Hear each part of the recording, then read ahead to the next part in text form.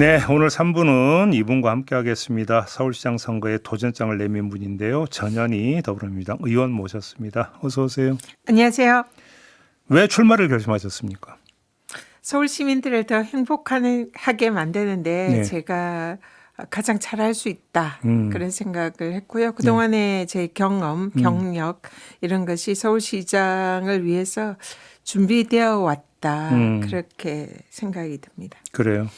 근데 일단은 지금 이제 당내 경선을 통과를 하셔야 되는 거 아니겠습니까? 네. 경선을 그 결과를 가르는 가장 핵심적인 변수는 뭐라고 보십니까?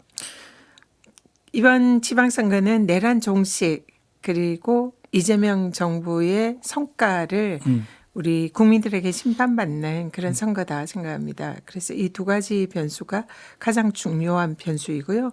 실제로 그래서 내란 종식이나 이 이재명 정부의 출범, 윤석열 정권의 종식 여기에 어떤 후보가 가장 많이 기여를 하고 역할을 했는지 이 점 그리고 또 이재명 정부의 앞으로의 성공을 위해서 어떤 후보가 가장 정부와 호흡을 맞춰서 앞으로 우리 대한민국 국민을 행복하게 만드는 데에 적합한지 이런 부분에 관한 국민들의 심판을 받는 선거다 그러면 이렇게 생각합니다. 경선을 가르는 표심도 그렇고 본선을 가르는 표심도 같다고 보시겠네요. 그러면?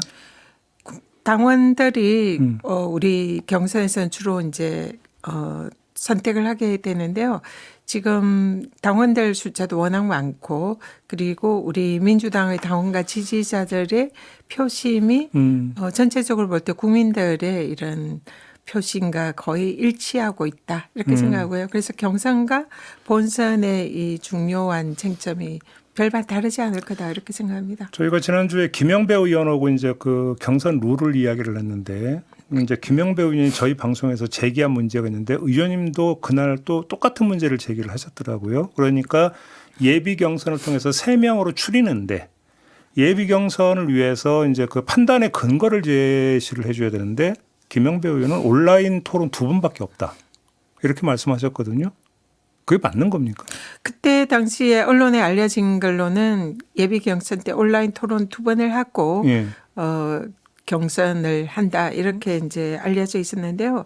얼마 전에 당 선관위에서 발표한 내용에 따르면 예비 경선 전에는 온라인 토론을 한 번만 하는 걸로 발표를 했습니다. 2번도 아니고 한 번입니까? 예, 그래서 사실상 한 번의 토론으로 서울시장이라는 이런 막중한 책임을 가진 후보를 그 당의 대표 선수로 뽑는 것은 좀 너무나 미흡하다. 그래서 제 개인적인 생각으로는 좀 보다 다양한 방식과 절차를 통해서 후보에 대해서 비전과 정책, 실력을 그리고 도덕성을 확실히 좀 검증을 하고 우리 당의 대표 선수를 뽑아야 하는 게 아닌가 이런 생각을 하고 있습니다. 근데 그러니까 예비 경선의 어떤 그 당원 조사가 이제 100%니까 23, 24일로 잡혀 있는데 그럼 아직 시간 여유가 있는데 이게 시간에 쫓겨서라고 보기도 힘들 것 같은데 근데 왜 그러면 온라인 토론 딱 한 번으로 결정된 그 배경이 뭐라고 보세요? 아마 당에서 전국적으로 선거를 치르다 보니까 인력의 부족이라든지 또 혹시나 이런 경선 과정에서 후보들에 대한 이제 좀 그 여러 가지 문제가 제기돼서 오히려 본선에 영향을 미치지 않을까 이런 우려가 있는 것 같습니다. 그런데 그건 조금 잘못 생각하는 게 아닌가 싶고요. 이 지금 현재 서울시장 후보의 경우에는 제대로 된 이 우리 당원과 지지자분들의 판단을 받을 수 있는 정보가 거의 제공이 되지 않고 있습니다. 특히 이제 1위 후보의 경우에는 그동안 사실상 여론조사에서 1위를 하는 후보의 경우에는 실제로 여론조사에 의해서 계속 이제 선거 운동을 한 셈인데요.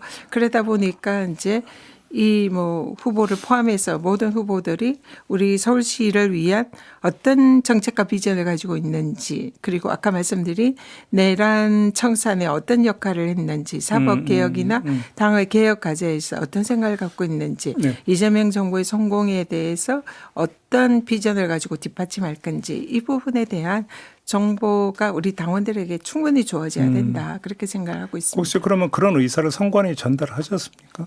선관위에 아마 후보들이 개별적으로 전달을 한 걸로 알고 있고요. 그런데도 요지부동입니까? 아니요, 그래서 지금 선관위에서는 이 후보들의 요청이 있으면은 좀 더 이 토론회를 한 번 정도 더 여는 것은 검토할 수 있고 다른 방식도 검토할 수 있다. 이런 이제 입장을 보이고 있는 걸로 알고 있습니다. 답을 그렇게는 들으셨고. 네. 근데 온라인 투표라는 게 이제 당이 운영하는 유튜브 채널에서 토론하는 걸 얘기하는 겁니까? 뭡니까? 아직 방식은 정확히 정해지지 않은 것 같은데요. 아마 지상파 이 토론을 한 번 정도 하는 게 아닐까 이렇게 추정을 하고 있습니다. 온라인 토론인데 토론회는 그러니까 지상파에 토론을 하고 그걸 가지고 이제 당원들이 그 토론 한 번을 보고 후보에 대해서 판단을 해서 이제 투표에 참여하는 그래요? 방식이 현재 지상파로? 선관위가 정한 방식인 걸로 생각을 합니다. 온라인 토론이라고 했길래 그래서 한번 좀 여쭤봤던 그 거고. 정확한 그 방식이나 절차는 아직 예. 저희들에게 통보가 되지 않았습니다. 맞습니다. 알겠습니다. 경선 경쟁자가 되는 정원호 전 구청장을 향해서 반사체라고 그렇게 평가를 하셨어요. 왜 반사체라고 보시는 겁니까? 방금 말씀드린 대로 그 현재 정원호 구청장에 대해서는 그 여러 가지 뭐 정책이나 비전이나 아까 내란 청산에 어떤 역할을 했는지 이런 우리 당원들이 궁금해하는 정보들이 거의 지금 제공이 되지 않고 있습니다. 그리고 지금 등장하자마자 이 사실상 이제 그 여론조사를 통해서 지금까지 그 당의 1위 후보로 지금 네네네. 이제 사실상 자리매김을 하고 있는데요. 그러다 보니까 이 본인의 능력이나 비전 자신이 그 여러 가지 한 그런 정책이나 비전보다는 그냥 여론조사에 빗댄 그리고 그런 조사가 올라간 게 이제 본인의 능력보다는 후광에 기댄 그런 이제 효과가 아닌가. 후광이라고 하는 게 혹시 그 이재명 대통령의 그 SNS를 말씀하시는 겁니까? 그러니까 뭐 다들 아다시피 그때 그 SNS 이후에 지금 이제 지지율이 수직 상승을 했는데요. 네. 그렇다면 그것을 뒷받침할 수 있는 본인의 정책 비전이나 도덕성이나 이런 것이 당원들에게 주어져야 됩니다. 그래서 그런 게 지금 현재까지 주어지지 않는 이상 현재까지는 반사체라고 볼 수밖에 없고요. 그러나 서울시장이라는 자리는 반사체가 아닌 스스로의 능력 자질로 그 발광체 여러 가지 그 적합성을 인정받는 발광체여야 한다 생각합니다. 그렇기 때문에 아직 그 정원호 청장에게도 기회는 남아있다고 생각합니다.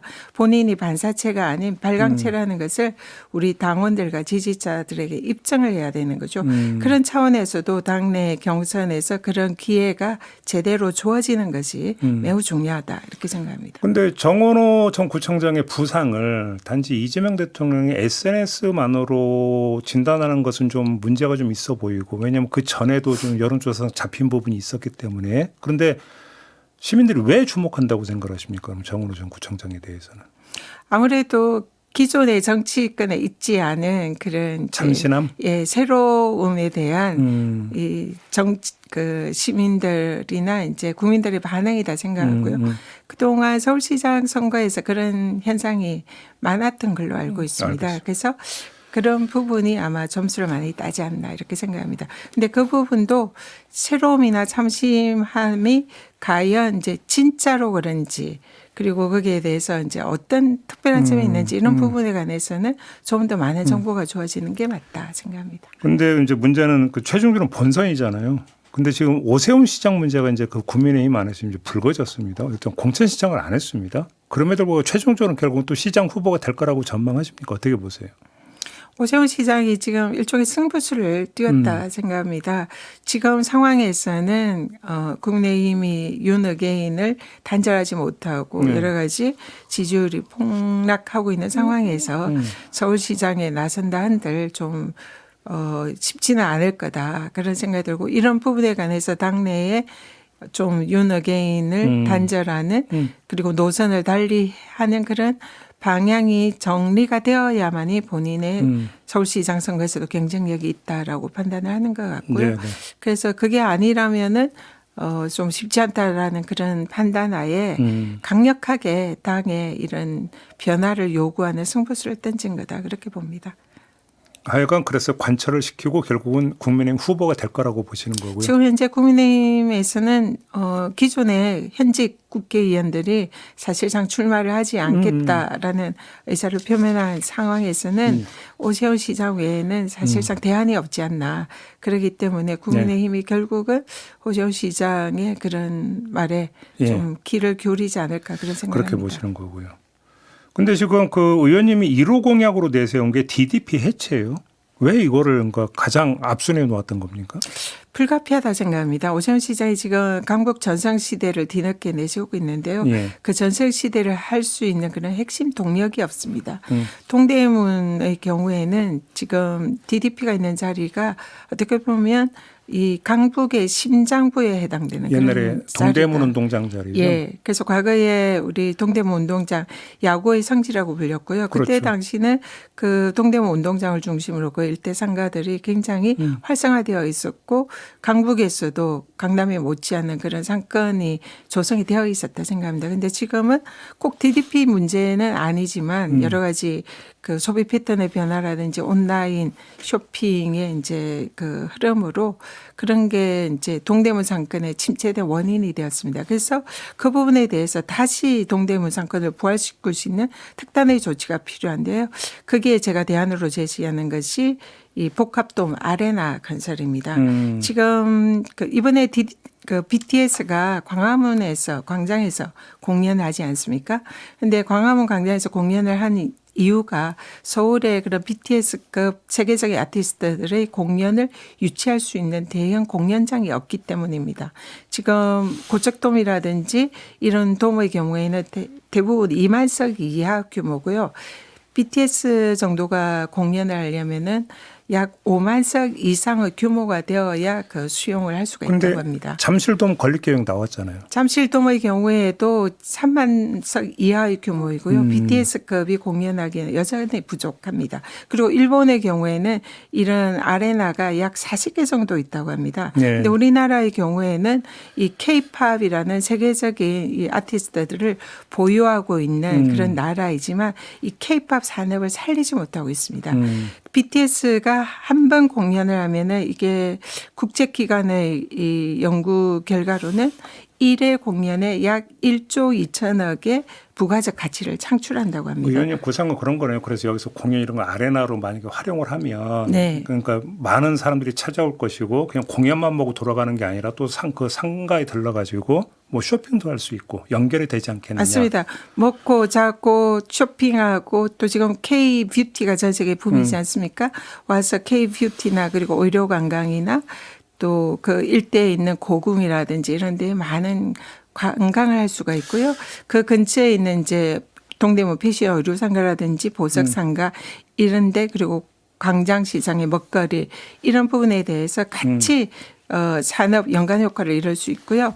공연을 만약에 한 해 한 10회 정도만 한다면은 최대 12조 이상의 한 해 그런 경제적 효과를 창출할 수 있습니다. 그런데 지금 DDP의 경우에는 한 해 매출액이 166억이라고 서울시 자료에 의하면 발표를 했습니다. 그래서 한 해 166억과 한 해 12조 최대 12조의 경제적 효과를 창출을 할 수 있다면 그 DDP 자리에 복합돔 아레나가 강북에서의 성장 동력, 그러니까 심장이 될 수가 있는 거죠. 그래서 그런 심장을 뛰게 해서 강북의 실제적인 전성시대를 만들어낼 수 있는 핵심 성장 엔진이 이 복합돔 아레나가 될 수 있다. 이렇게 생각합니다.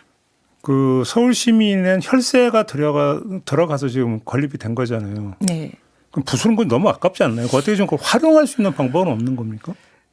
일단은 예산 문제가 있는데요. 굉장히 좋은 질문해 주셨고요. 이 복합돔 아레나는 서울시 예산이 한 푼도 들어가지 않습니다. 여기는 민자를 통해서 충분히 건설할 수 있고 이미 잠실 마이스 단지도 서울시 사업이지만 서울시 예산이 한 푼도 들어가지 않고요.